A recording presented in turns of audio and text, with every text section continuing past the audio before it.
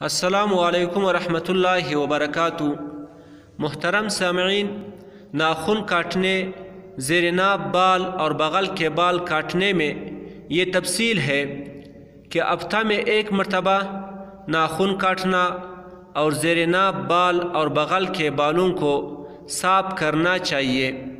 اگر ہفتہ میں نہ ہو سکے تو 15 روز میں کرے، اور 40 روز کے بعد ناخن نہ کاٹنا یا زیر ناف اور بغل کے بال صاف نہ کرنا گناہ ہے، اور اس سے رزق کی تنگی واقع ہوتی ہے، اس لیے اس میں غفلت نہ برتی جائے۔